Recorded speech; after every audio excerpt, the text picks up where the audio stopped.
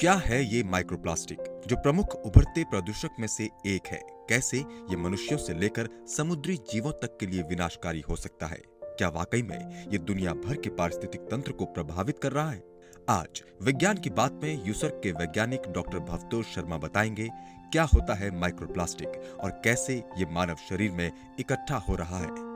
मित्रों, हम बात करते हैं माइक्रोप्लास्टिक्स की। माइक्रोप्लास्टिक्स हमारे एनवायरनमेंट में आज इस तरह की बहुत सारे शोध पत्र मौजूद हैं, रिसर्च रिपोर्ट्स अवेलेबल हैं, जिनमें ये बताया गया है कि पर्यावरण में, हवा में, मिट्टी में और पानी में सब जगह माइक्रोप्लास्टिक्स अब आ चुका है।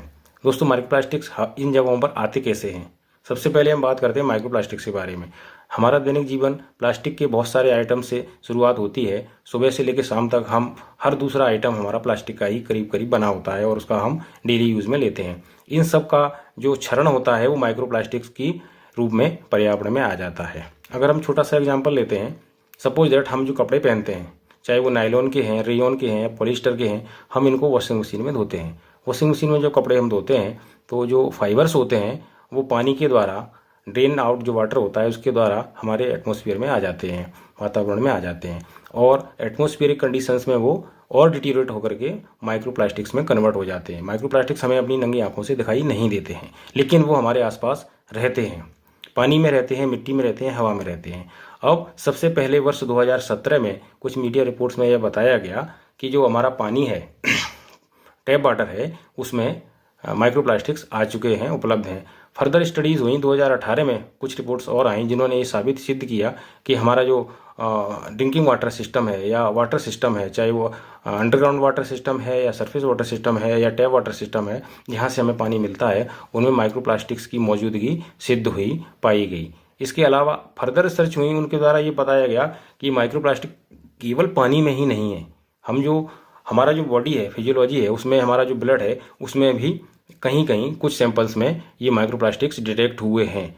इसके अलावा वर्ष 2022 में इटली में एक अध्ययन हुआ जिसमें रिसर्चर्स लुइगी एंड मोनटानो ने ये पाया, उनकी टीम ने यह पाया कि जो ह्यूमन यूरिन है उसमें भी माइक्रोप्लास्टिक्स के पार्टिकल्स मौजूद हैं। ये पॉलीइथाइलिन विनाइल एसीटेट हो सकते हैं, पॉलीविनाइल क्लोराइड के रूप में पाया गया, पॉलीप्रोपाइलिन, पॉलीइथाइलिन एंड अदर्स जो इनके पार्ट्स होते हैं, माइक्रोप्लास्टिक्स डिफरेंट टाइप्स के होते हैं, उनके रूप में पाया गया, इनका डिटेक्शन हुआ। दोस्तों, अगर इस तरह से पर्यावरण का डिटीरिएशन होता रहा तो माइक्रोप्लास्टिक्स हर तीसरे, चौथे, पांचवें व्यक्ति के शरीर में आने की पूरी संभावना रहेगी। अब डिस्कशन करते हैं कि ये चर्चा करते हैं कि ये माइक्रोप्लास्टिक्स आखिर कैसे पहचान में आते हैं कि ये माइक्रोप्लास्टिक्स हमारे आसपास हैं, तो कैसे पता लगेगा।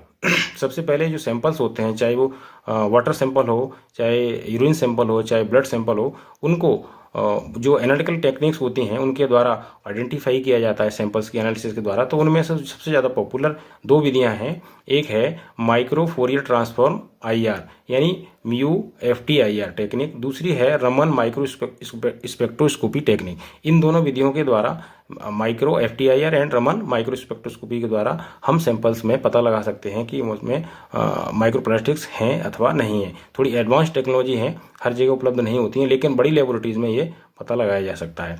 अब सबसे बड़ी बात होती है कि माइक्रोप्लास्टिक्स हमें कैसे नुकसान पहुंचा सकते हैं। अमूमन WHO का कहना तो ये है कि माइक्रोप्लास्टिक्स ह्यूमन हेल्थ के लिए हानिकारक नहीं होते हैं, लेकिन कुछ रिपोर्ट्स ऐसी भी हैं जो ये बताती हैं कि ये माइक्रोप्लास्टिक्स अब ये एक तरीके से वाहक के रूप में काम करते हैं, कैरियर के रूप में काम करते हैं, जो विभिन्न प्रकार के जो टॉक्सिक कंटामिनेंट्स हैं, चाहे वो DDT है, पॉलीक्लोरिनेटेड बाइफिनाइल्स हैं या परसिस्टेंट ऑर्गेनिक पॉल्यूटेंट्स हैं, इनको अपने साथ बॉडी के अंदर ले जाते हैं।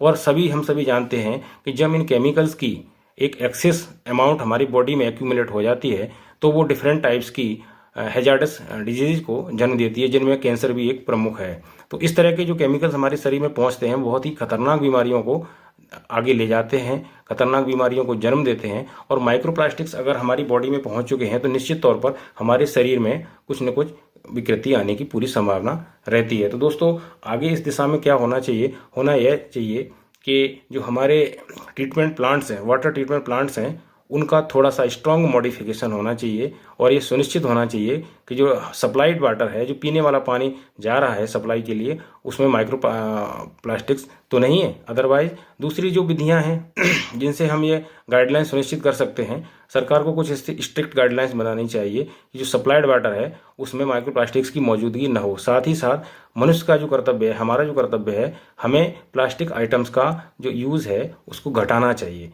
हम प्लास्टिक से थोड़ा सा दूर हटने का प्रयास करें। हो सके तो प्लास्टिक्स में जो पैकेज आइटम, जो हमारा खाना आता है, खाद्य सामग्री पैकेज आइटम आते हैं, हम उसको ना लें। और इस दिशा में हम आगे भी डिस्कशन करेंगे माइक्रो प्लास्टिक्स ड्रिंकिंग वाटर में कहाँ कहाँ पाई गई हैं और क्या क्या उसमें एडवांसमेंट हुए हैं। तब तक के लिए नमस्कार। आपको ये चैनल अच्छा लगा, कंटेंट अच्छा लगा तो इसको लाइक कीजिए, सब्सक्राइब कीजिए और दोस्तों को भी शेयर कीजिए। So thank you very much.